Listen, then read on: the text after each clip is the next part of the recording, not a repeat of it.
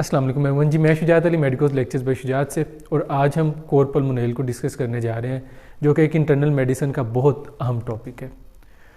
इसकी तमाम तफसीलात हम इस टॉपिक में आपसे डिस्कस करेंगे। सबसे पहले हम एक स्ट्रॉन्ग बेस उसको बनाएं कि ये कोर पल्मोनल है क्या। ये दो अल्फाज का मजमूआ है, कोर और पल्मोनल। कोर वो रिप्रेजेंट कर रहा है कार्डिक और पल्मोनल लंग्स को। ये है क्या? ये basically altered right ventricular structure and function in context with chronic lung disease, और जिसको फिर आके ट्रिगर करती है पल्मोनरी हाइपरटेंशन।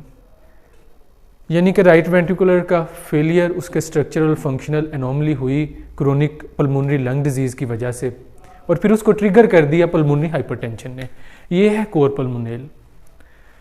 अब जब बात करते हैं ना हम इसको डिफ्रेंशिएट करने की, तो एक है heart failure with preserved ejection fraction. इसमें क्या होता है? इसमें हार्ट फेलियर होता है, लेकिन उसमें प्रिजर्व्ड इजेक्शन फ्रैक्शन का मतलब कि पल्मोनरी हाइपरटेंशन नहीं होती। अगर पल्मोनरी हाइपरटेंशन होगी तो आपके पास कोर पल्मोनल होगी। अगर पल्मोनरी हाइपरटेंशन नहीं होगी तो वो हार्ट फेलियर होगा और प्रिजर्व्ड इजेक्शन फ्रैक्शन के साथ होगा। इजेक्शन फ्रैक्शन क्या है? इजेक्शन फ्रैक्शन वो खून की मेजरमेंट है जब आपका हार्ट स्क्वीज करके पंप करता है, तो जो ब्लड आप जाता है बाहर, उसको हम कहते हैं कि ये इजेक्शन फ्रैक्शन है। प्रिजर्व्ड इजेक्शन फ्रैक्शन ऑलमोस्ट 50% के करीब ही आपका हार्ट जो है उसमें वो पंप कर सकता है ब्लड को आउटसाइड। इटियोलॉजी की बात करें तो 3 इकसाम की इटियोलॉजी है। एक है पेरेनकाइमल लंग डिसऑर्डर्स, एक अल्टर्ड हाइपोक्सिया है, और एक है primary pulmonary vascular disease. Parenchymal lung disorders में आपके पास सीओपीडी है, ब्रोंकियोएक्टेसिस है, और इनको कहा जाता है कि 50% के करीब जो पल्मोनरी हाइपरटेंशन है वो पेरेनकाइमल लंग डिसऑर्डर्स की वजह से होती है। अल्टर्ड हाइपोक्सिया में काइफोसेक्लोसिस है। काइफोसेक्लोसिस इस कंडीशन को कहते हैं कि जब आपकी जो वर्टिब्रल कॉलम है, इसकी जो शेप है, ये बल्कि वर्टिब्रल कॉलम ही आपकी वो टेढ़ी हो जाती है। उस कंडीशन को हम काइफोसेक्लोसिस कहते हैं। कुछ मोटापे की वजह से आपको हाइपोवेंटिलेशन हो जाए तो वो भी आपको कोर पल्मोनल की तरफ लेके जा सकती है। प्राइमरी पल्मोनरी हाइपरटेंशन में पल्मोनरी आर्टीरियल हाइपरटेंशन और पल्मोनरी हाइपरटेंशन विद थ्रोम्बोइम्बोलिज्म है। इम्बोलिज्म हम उस कंडीशन को कहते हैं कि किसी भी फॉरेन हमलावर, फॉरेन इन्वेडर, उसकी वजह से आपकी आर्टरी में एक ब्लॉक आ जाए, उसमें रप्चरिंग भी आ जाए, उसको हम कहते हैं इम्बोलिज्म। हाइपरटेंशन की वजह से अगर इम्बोलिज्म हो जाए तो वो भी आपको कोर पल्मोनल की तरफ लेके जा सकती है। अब पैथोफिजियोलॉजी की बात कर लें। यहाँ तक तो हमने बात कर ली कि ये जी इसकी इटियोलॉजी है, ये इसके कॉजेज़ हैं, ये एजेंट्स हैं। इसको हम डिफ्रेंशिएट कर सकते हैं हार्ट फेलियर जो कि प्रिजर्व्ड इजेक्शन फ्रैक्शन की वजह से है। यहाँ तक तो हमने यहाँ पे बात कर ली। अब हमने बात करनी है कि हमारे जिस्म में कोर पल्मोनल किस तरह होगी। जिस्म में कोर पल्मोनल की कहानी कुछ इस तरह है कि सबसे पहले पल्मोनरी हाइपरटेंशन जो हमने डेफिनेशन में बात की ना कि ये ट्रिगर करेगी, वो आएगी, पल्मोनरी हाइपरटेंशन होगी, डेवलप होगी, उसकी कंडीशन वो आफ्टर लोड को इंक्रीज करेगी। अब आफ्टर लोड को कंपनसेट करने वाला जो सिपाही है ना, वो है राइट वेंट्रिकल। राइट वेंट्रिकल ने ही आफ्टर लोड को कंपनसेट करना है। जितना आफ्टर लोड ज़्यादा होगा, राइट वेंट्रिकल का फंक्शन भी उतना ज़्यादा होगा, उसको पंप भी उतना ज़्यादा करना पड़ेगा। एक टाइम आता है कि आफ्टर लोड इतना ज़्यादा हो जाता है कि आपका जो राइट वेंट्रिकल है, ये भी अपना जो फंक्शन है ना, ये कहता है कि अब मैं गिव अप करता हूँ। इसकी फंक्शनिंग वो अल्टरेशन उसकी हो जाती है, उसमें एनोमलीज आ जाना शुरू होती हैं। वो जो कंडीशन डिवेलप होती है वो लीड करती है कोर पल्मोनल की तरफ। यहाँ तक इसकी जो पैथोफिजियोलॉजी है वो डिस्कस की। उसके बाद जब बात करते हैं एक्यूट और क्रोनिक की, तो एक्यूट में क्या होता है कि डायलिटेशन होती है लेकिन वो सडन होती है। लेकिन क्रोनिक में क्या होता है कि आहिस्ता आहिस्ता आहिस्ता आहिस्ता आपको जो एनोमलीज हैं वो आपको लेके जाती हैं कोर पल्मोनल की तरफ, और आपका जो राइट वेंट्रिकल है वो हाइपरट्रोफीड हो जाता है इन केस ऑफ क्रोनिक। और एक्यूट में इम्बोलिज्म आती है, उसमें कोई ब्लॉकेज आ जाती है, सडन ही कोई फॉरेन इन्वेडर आता है, आपके राइट वेंट्रिकल पे हमला करता है, और उसमें एक थ्रोम्बोइम्बोलिज्म कह लें या एक ब्लॉकेज कह लें। वो जो उसमें होती है वो एक सडन होती है, उसको एक्यूट कहते हैं। और जो कंपनसेटरी और फिर वो फूल जाए आपका जो राइट वेंट्रिकल है, उसको हम क्रोनिक कहते हैं।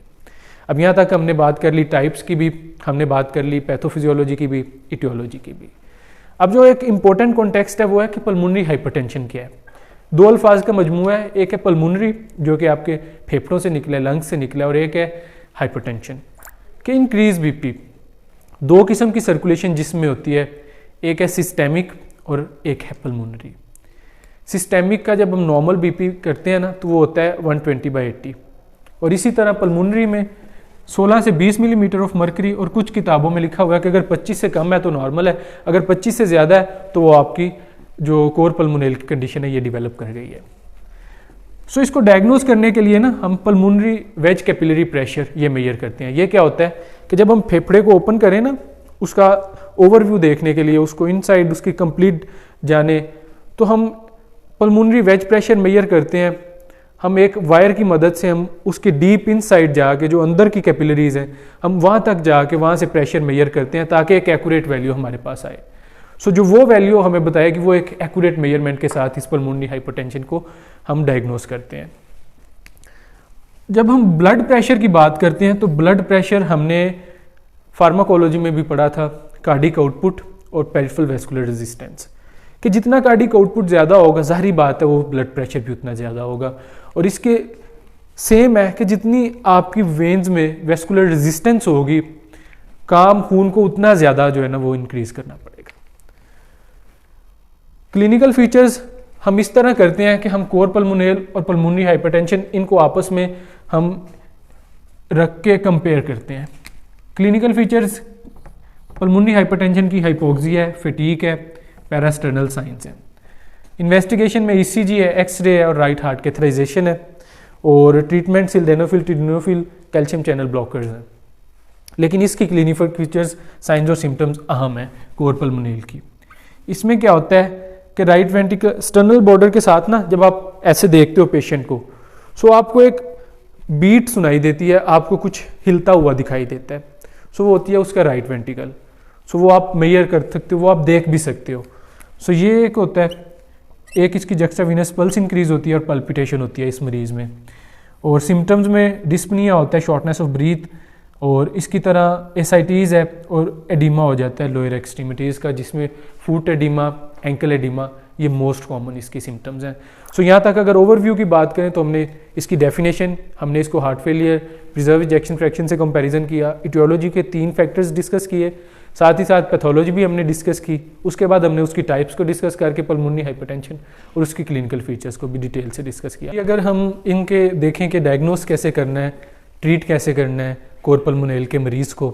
सो अगर मरीज़ आया है हमारे पास पल्मोनरी हाइपरटेंशन के साथ, हमने वेज कैपिलरी प्रेशर से उसको आइडेंटिफाई कर लिया, तो हमने कुछ ये टेस्ट करने हैं जो कि लेबोरेटरी डायग्नोसिस है। पहले हमने ईसीजी करनी है। ईसीजी हमें हाइपरट्रॉफी के बारे में बताएगी और राइट आर्टियल डिजीज़ के बारे में बताएगी, उसके साथ साथ पी पल्मोनल के बारे में भी बताएगी कि जो वेंट्रिकल है उसमें इसका स्ट्रक्चर किस तरह का है, उसकी शेप किस तरह की है, और उसमें जो रिदम्स हैं वो किस तरह के हैं। चेस्ट एक्सरे ये भी हमें साइज़ के बारे में बताएगा। स्पायरोमीट्री ऑक्सीजन सैचुरेशन के बारे में बताएगी। डॉपलर इको ये पल्मोनरी आर्टीरियल प्रेशर के बारे में बताएगा, और इससे भी हम आइडेंटिफाई कर सकते हैं अगर प्रेशर बढ़ा हुआ है तो वो कंडीशन कोर पल्मोनल की तरफ जा रही है। कार्डिक कैथराइजेशन भी एक बहुत अहम टेस्ट है जिससे हम आइडेंटिफाई करते हैं कि जो राइट वेंट्रिकल है इसकी एनोमली, इसकी स्ट्रक्चरल फंक्शनल डिस्टर्बेंस तो नहीं हुई, सो वो हम इससे आइडेंटिफाई कर लेते हैं। तो ये तो कुछ थे जी डायग्नोसिस टेस्ट। अब कुछ ट्रीटमेंट्स हैं। ट्रीटमेंट्स में पहला जो ट्रीटमेंट है वो जी ऑक्सीजन सप्लाई। लॉन्ग टर्म के लिए, लंबे टाइम के लिए हमने उस मरीज़ को ऑक्सीजन सप्लाई करनी होती है। डायूरेटिक्स जिसमें थायजाइड और लूप डायूरेटिक्स हैं, हाइड्रोक्लोरोथायजाइड्स है, फ्यूरासिमाइड है, ये कुछ हम देते हैं ताकि जो न्यूट्रिएंट्स इम्बैलेंस हैं वो उनके जो है वो कोप हो जाएं। वेजोडाइलेटर्स में निफिडिपिन, डिलिटिज़ेम देते हैं। आइनोट्रोपिक ड्रग्स में डाइजोक्सिन देते हैं, और फिर अल्टीमेट स्टेज ट्रांसप्लांटेशन की आ जाती है। एंटीकोगुलेंट थेरेपी में हम एस्पिरिन की तरफ जाते हैं। कॉम्प्लिकेशंस क्या हैं जी? हमने अब मरीज़ को ट्रीट भी कर लिया है, आइडेंटिफाई भी कर लिया है, हमने उसकी टियोलॉजी भी पढ़ ली, हमने उसकी डेफिनेशन भी पढ़ ली, हमने रिस्क फैक्टर्स भी पढ़ लिए। साइन सिम्टम्स के बाद अब कॉम्प्लिकेशंस आ जाती हैं कि ये भी उसको हो जाती हैं ट्रीटमेंट के बाद भी।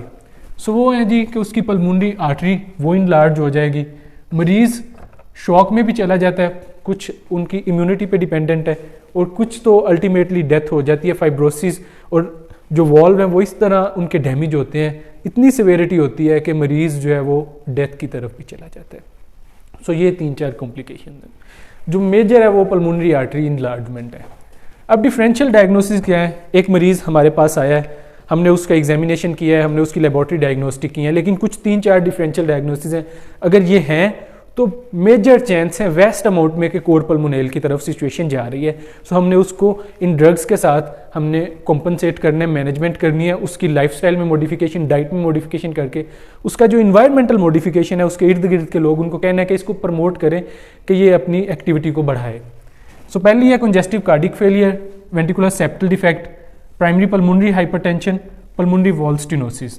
अगर ये 4 कंडीशंस हैं ना, तो जो 50% चांसेस है वो 70-80% चांसेस पे चले जाते हैं कि मरीज़ कोर पल्मोनेल की तरफ जा रहा है। सो अगर हम ये देखें, उसके बाद टेस्ट से भी आइडेंटिफाई कर लें, फिर एग्जामिनेशन, फिर उसकी साइंस एंड सिम्टम्स कन्फर्मेशन हो जाए, तो हमने डेफिनेटली मैनेजमेंट और ट्रीटमेंट थेरेपी की तरफ जाना है ताकि मरीज़ जो है वो कॉम्प्लिकेशन से बच जाए। सो गाइस, यहाँ तक हमारा जो लेक्चर था कोर पल्मोनेल पे इंटरनल मेडिसिन का वो इख्तिताम पजीर होता है। हमने इसकी बेसिक से लेके हमने इसकी कॉम्प्लिकेशंस और डिफरेंशियल डायग्नोसिस तक आपसे डिटेल से डिस्कस किया है।